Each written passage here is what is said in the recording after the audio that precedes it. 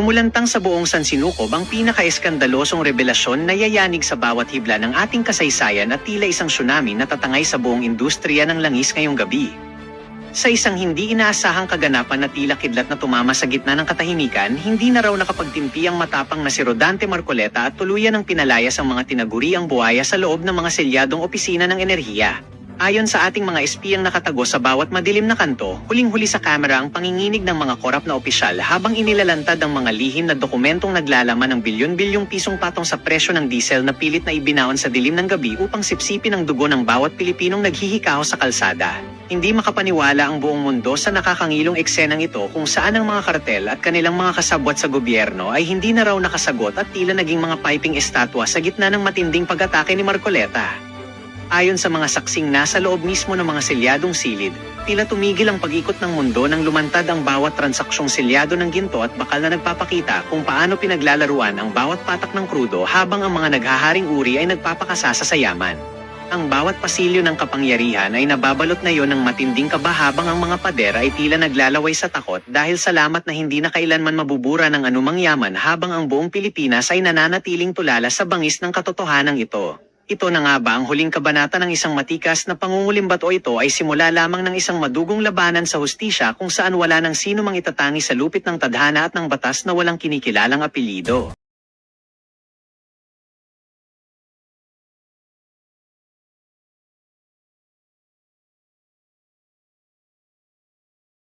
Ito sa session hall na to na kayang pasanin yung losses na 1,500 pesos a day, 45 to 50,000 pesos on a monthly basis. Meron po ba rito na pwedeng magsakripisyo sa atin noon? Wala. Mamang tsuper lang po ang nakakapagsakripisyo niyan. In the last hearing po, sabi ni Secretary Gatchalian, lahat ng jeepney driver, tricycle driver, bus driver, TNVS, PUV, mabibigyan ng tulong. No? Nandito po yung representative ng Manibela at ang iba pang mga transport groups. Ano pong expectation ng transport workers mula po sa gobyerno pagdating sa tulong na ito? Thank you, Your Honor. As mentioned by Secretary Gatchalian the other day, we will provide subsidy to all drivers of tricycles as referred by LGUs, jeepney drivers, motorcycle taxis, and the other common carriers as referred by LTFRB. They will be provided, everyone will be provided. Okay. Ang concern ko dito is, sa lahat ng mga programa ng gobyerno, whether for farmers, for drivers, lagi pong may lumalapit nagsasabi, hindi naman kami kasama. Diba? So meaning, yung listahan, napakahalaga, na kumpleto yung listahan natin. In this hearing, Yusek Sulit, can you assure us na yung mga listahan natin, kumpleto talaga? Hindi lang yung mga organized, hindi lang yung mga kaibigan, o hindi lang yung mga malapit sa mga ahensya, pero talagang komprehensibo yung ating listahan. Mamaya, I'll ask Sir Mar to also speak. Yusek Sulit. Thank you, Your Honor. The guidelines on the cash relief assistance presupposes that there is a group assessment done by the partner agencies of the DSWD. As you know, Your Honor, in the past, it's always the DSWD doing the assessment. So we do it individual. This time, since time is of the essence and the vulnerability is sector-wide, so it's a whole of government, whole of society approach. So we tap the LGU to do the preparation of the list based from their official records. Okay, so kailangan nakalista ka sa LGU Yes, para sir, umabot sa inyo yung listahan. For the tricycle drivers, sir. Okay. For the others, covered by the regulatory authority of the UTR, LTFRB, the list will come from them. Okay. So pag jeepney, LTFRB. Yes, sir. Kapag TNVS, DOTR. Yes, sir. Yung TNVS naman kasi may mga kumpanya kaya hindi mahirap hanapin yung listahan. Yung pinaka mahirap siguro yung tricycle driver. Correct, no? Kasi decentralized yung listahan. Yeah, sa LGUs po siya, Your Honor. Okay, so sa mga nakikinig sa ating jeepney driver, tricycle driver, TNVS, dapat may expectation sila na may tulong silang makukuha. Is that fair to say, Yusek Sulit? That is fair, Your Honor. Kung hindi sila kasama sa listahan, anong gagawin nila? Yesterday, in-address po ni Secretary Gatchalian yung mga issue nung wala sa listahan. Ang pangako po ng DSWD at sa utos ng Pangulo, we will provide assistance. We will check whatever fast mechanism we can, conduct in order to provide assistance as well. So yung gagawin po na in-announce kahapon, lalapitan na po ng DSWD at ng DOTR para makita kung bakit wala sa listahan yung mga nagsasabing wala sa listahan. Okay, Mr. Valbuena, sige po, can you give a comment? Yung tanong ko po kasi, lagi pong may lumalapit pa rin na, Senator, nabigyan yung gantong kaibigan namin pero kami wala, di ba? And this was during the COVID response. No? Meron rin tayong pantawid pasada nung panahon ng COVID at nung umiikot kami nung nakaraang kampanya last year, yun yung sinasabi sa amin ng mga TODA. No? Hindi ho kami kasama sa listahan. So, pwede ho ba kayong magkomento, yung pagkakumpleto ng mga listahan, kailangan po ba ng bagong gawain para mabuo ulit ang mas komprehensibong listahan po para sa ating mga transport workers? Good day po, distinguished committee and Mr. Chair. Kahapon po, doon pa lang sa ayuda, meron naman po kaming nakuha sama ng loob.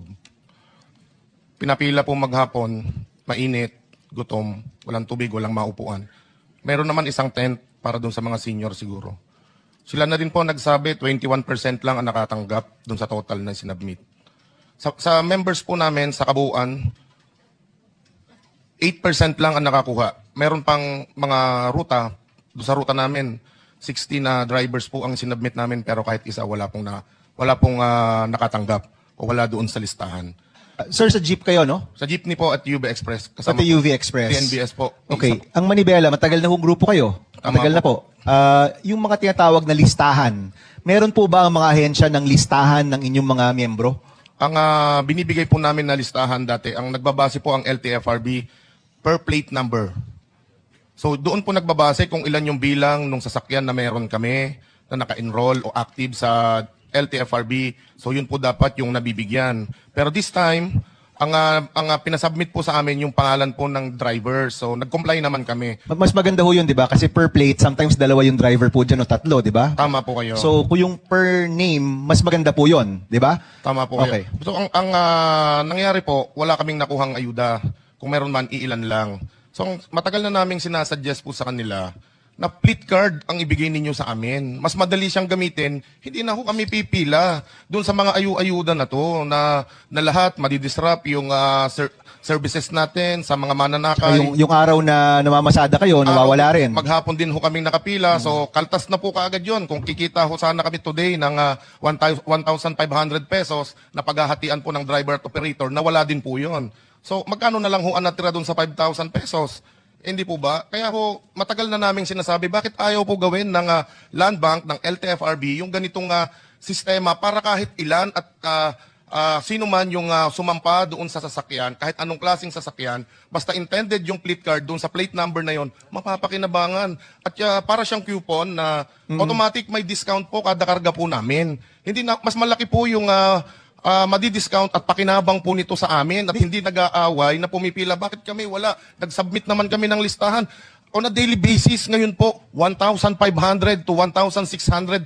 Ang nawawala po sa amin, 100 to 120% ang itinaas nung krudo. So dati, kung nagkukonsume kami sa average na 30 liters per day na 53 to 55 pesos, ang kinukonsumo po namin ay 1,200 to 1,400, mahigit 3,000 na po ngayon. Yun ang nawawalang kita at ang tanong po namin, kanino at saan po namin ito babawiin itong mga losses na ito? Dalawa lang naman po yan Sir Mar, either magtaas ng fare or may suporta sa inyo. Now, ayaw nilang, siyempre yung pagtaas ng fare, marami pong matatamaan. Now, kung ayaw gawin yan ng gobyerno, dapat may suporta po sa inyo. No? Napakasimple, di ba? So, una kong tanong, I know I've run out of time. Nung COVID ho, di ba may fleet card naman nung panahon ng COVID? Tawid pasada card po yung ibinibigay sa amin. Iba ba pero yun? nawi-withdraw po siya. So dapat, kung operator ang nakakuha, hindi po mabibigyan yung driver. Tama rin naman po na driver yung binigyan nila ngayon. Pero yung implementation, hindi ko nakikita na efficient siya. Okay, Kasi kumbaga Sir Mar, ang sinasabi ninyo, pinapapila pa, yung mga driver buong araw, sayang yung oras natin na magnegosyo, magtrabaho, ba't di na lang natin i-automate, no? Yan ang sinasabi po ninyo. Tama po kayo. Yung sistema pong ginagamit nila ngayon, wala po kaming pinagkaiba doon sa nanlilimos na kailangan ibaba muna yung bintana bago kami bigyan ng limos. Ganun po ang nangyayari sa amin. Ganun kabigat. Kami yung direktang pumasan ng bigat. Meron na po ba rito sa session hall na to na kayang pasanin yung losses na 1,500 pesos Per a day? 45 to 50,000 pesos on a monthly basis. Meron po ba rito na pwedeng magsakripisyo sa atin noon? Wala. Mamang tsuper lang po ang nakakapagsakripisyo niyan. Okay. Sir Mar, tatanungin ko lang ang DSWD. Ito pong, alam naman ho natin, no, na pag-uusapan natin ang transport workers, sila ang pinakaunang natatamaan dito. Agricultural workers, MSMEs, susunod-sunod po yan, no? Pero sila po yung pinakauna. Ito pong request nila ay sana mas efficient, mas diretso, no? Yung tulong. Iba pang usapan yung kung magkano. Kasi yung binibigay natin, hindi rin naman yan nagmamatch dun sa losses nila. Di ba? Mas maliit yan sa kanilang nawalang income. But I just want to ask this question as my final question. Yung sinasabi po nila, kasi sa palagi ko po, hindi naman to one time eh. Ang expectation natin, this will last 3 to 6 months or more. Kahit matigil yung gera tomorrow, bukas, yung taas ng presyo, nandyan pa rin yan ng ilang buwan eh. So kailangan natin silang matulungan. Ito pong pag-automate or pagkaroon ng fleet card, pwede po ba itong gawin para hindi na po sila kailangan pumila para sa ayuda, mabibigay po yung tulong. At the same time, kung magkano yung nabibigay, na ma-manage nyo rin po. Is that in the plans of DSWD? Your Honor, gusto lang po namin sanang malaman kung ano yung tinutukoy niyang ayuda. Kasi as you know, dalawa po kami nagbigay ng ayuda. Kami po sa DSWD, cash relief assistance po ang binigay namin. At diretso po yun sa mga drivers. Cash or Cash. diretso sa GCash? Or Cash po. Cash talaga, okay. At base naman po sa mga news reports, napakabilis. Sobrang bilis nga po. Kasi pupunta ka doon, kung ikaw ay na-vet na yung listahan mo, hindi po dapat pumupunta yung wala sa listahan. Okay? So, kaya po dapat malinaw. Sa amin po, hindi po totoo yung 21% na accomplishment. So sa amin po, pag malinis yung listahan, dumating yung mga kasama nating driver, babayaran po sila. At yan naman po ay matter of judicial notice. Sige, papaklaro natin kay Mar, no? Ito po bang release ng pondo ay mula sa DSWD, DOTR, LGU? Sino po ba yung nagbigay po ng tulong po sa inyo? Mr. Chair, nakakatawa po. No? Magkatabi pa po sila eh. Ang DOTR at ang DSWD, hindi po ba sila nag-uusap kung yung ibibigay po sa amin, kung saan po ba ito galing? Hiningan po kami ng listahan ng LTFRB. Isinabmit po namin yung mga master list po namin. Yung pala, ibibigay din po pala sa LGU. Doble ang ginawa po nilang pahirap sa amin. Kailangan namin ng ORCR, pipicturean kami, kasama yung jeepney namin, hawak namin yung driver's license, kasama yung prangkisa, kasama pa po kung saan presinto kami bumoboto. Mr. Chair, totoo po yan at may mga ebidensya po kami. Kung saan po kukunin, hindi po dapat kami yung tinatanong. Hindi po ba? Kayo yung nakakaalam kasi kayo yung magbibigay. Tama po. Okay, Mr. Valbuena, but gusto ko lang kasing matukoy to, no? Of course, alam natin magkaiba rin yung pondo nila and kami yung pumupondo po dyan. Kaya gusto namin malaman kung anong pondo yung nagamit ng maayos. So, yung nangyari pong ayuda o payout, sino po yung namimigay? LGU ba? DSWD ba? Sino po mismo yung nagbibigay sa inyo? Para lang klaro sa amin. Ang namigay po kahapon, ang kasama ng LGU, ang DSWD. Pero una po kaming pinag-submit ng listahan sa LTFRB. Okay, so ito yung sinasabi namin na kailangan yung response ng gobyerno, iisa lang talaga. No? This is a common theme from Tuesday na alam ko may kanya-kanya kayong mga responsibilidad, pondo at lahat, but we need to have a consolidated approach here. No? Posibleng nagdodoble yung tulong o posibleng akala natin nasa kabilang listahan, yun pala wala sa listahan.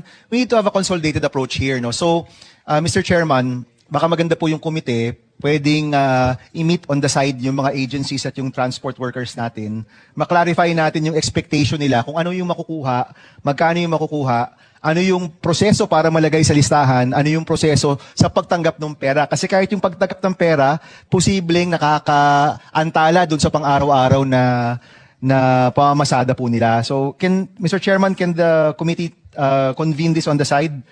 Ang balak po talaga namin magkaroon ng mga technical working groups bawat sector, no? Kasi iba-iba yung pangangailangan, we'll get more details. Pero just to comment on that, kaya kailangan ng isang cohesive national contingency plan dahil Nagbibigay yung DSWD ng ayuda, nagbibigay si DOTR, LTFRB ng pantawid pasada, pero parehong tulong yun. No? At ako, kung tatanungin, pinaka-effective pa rin ay yung fuel subsidy na diretso sa card. Kasi gagamitin ng tao yan sa pangkarga ng fuel, hindi gagamitin yan sa ibang bagay. Yung cash nakakatulong pero hindi natin alam kung saan gagastusin. Unlike yung fuel subsidy, diretso na. At yan ang ginagawa na matagal na, ilang dekada na natin ginagawa yan. No? So, but we'll pursue that later on. Go ahead, Mr. Valbuena. Opo, meron pong 2.5 billion pesos ang DOTR na para sa fuel subsidy. Tama rin po si ASEC o USEC ng DSWD. Alin po doon ang pinagkuhanan po natin? So gusto rin namin malinawan kung makakakuha pa po ba kami sa DOTR doon sa 2.5 billion o doon sa AIC. So ano po ito? Kaya po kami nagtatanong. Kaya nga dapat ano talaga yan, nag-usap yung gobyerno, no. At yung pantawid pasada nakadesenyo talaga yan, even yung special provision para sa fuel subsidy, no.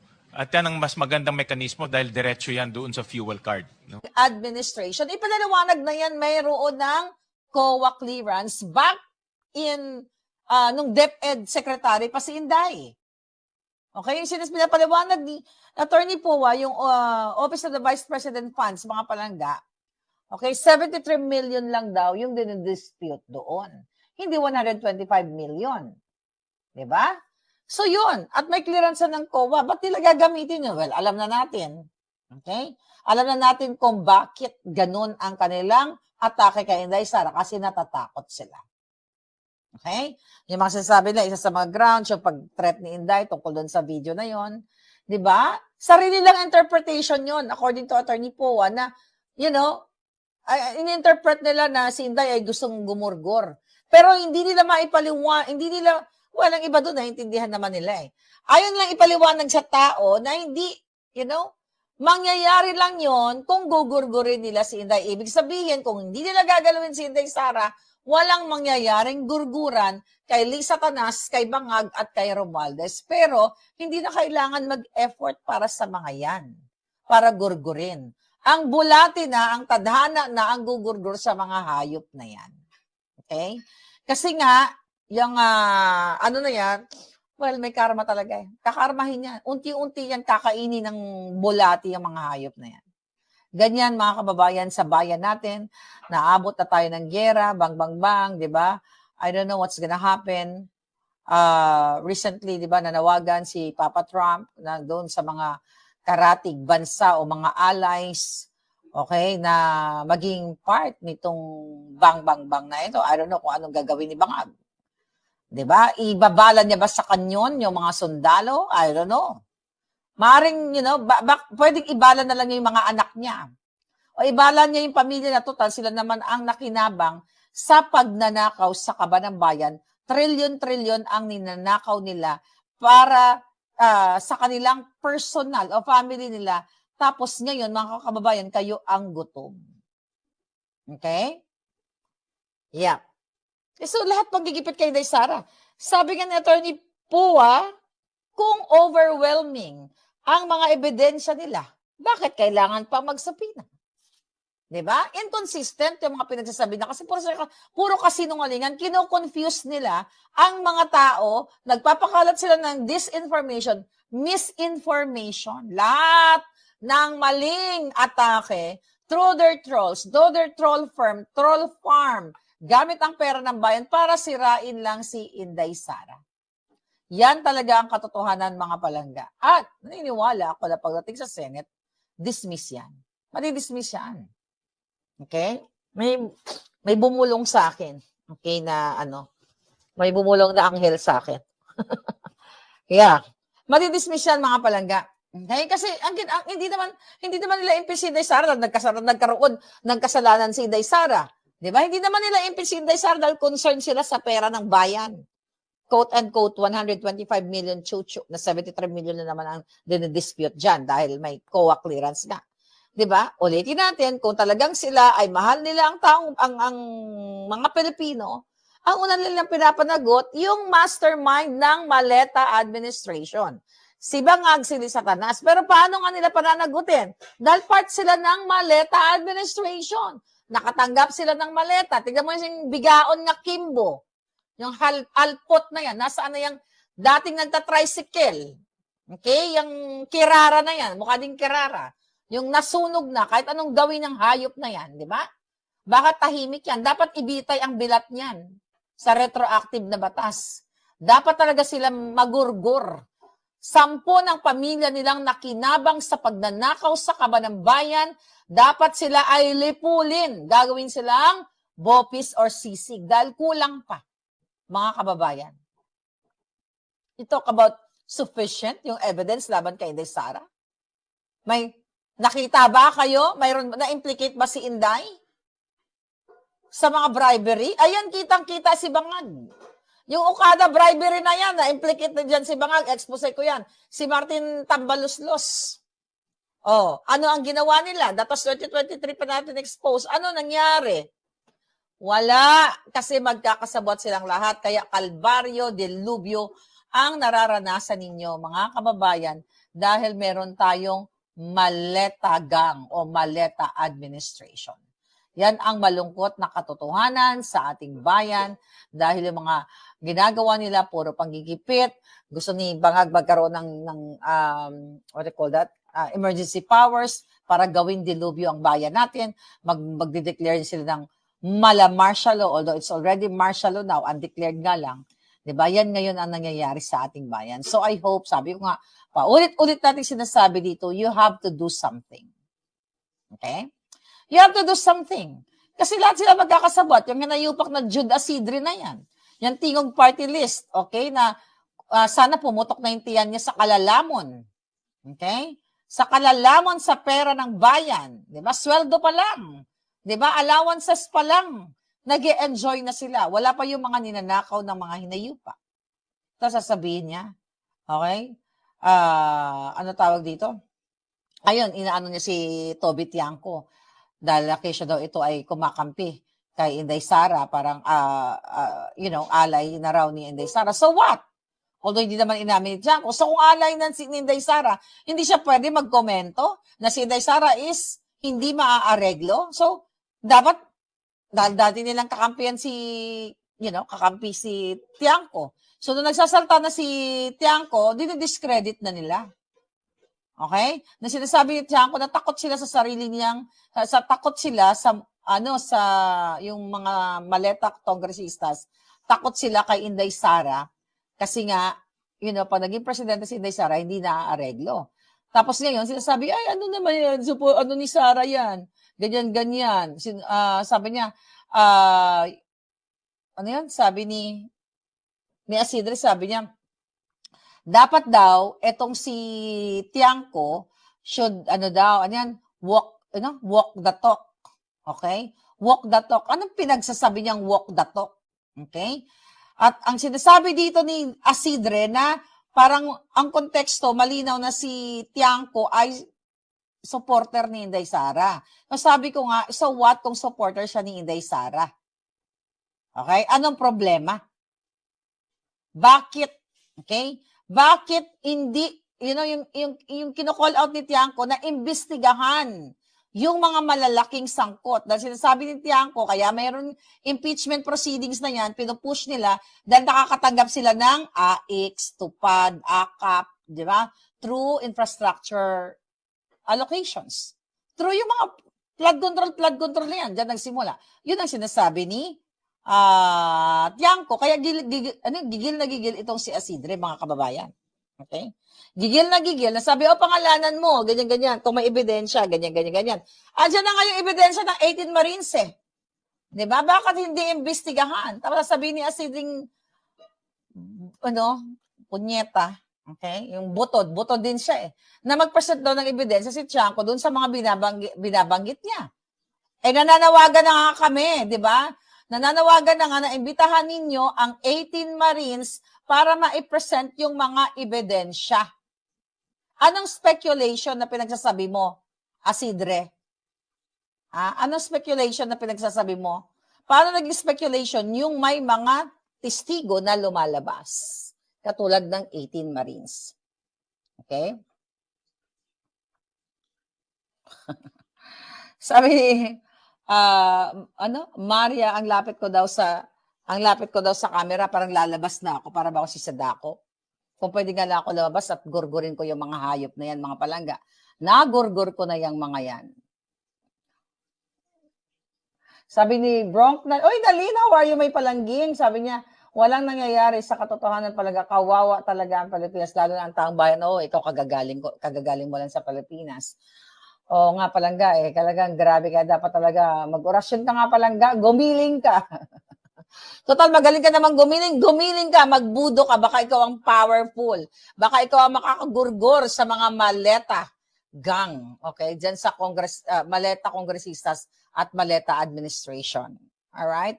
Si Kimbo nakamaleta ng 50 or more, sabi ng ex-soldier, kaya dapat mapanagot talagang babaeng ito, sabi ni Lori Garcia. Yun na nga palangga Kailangan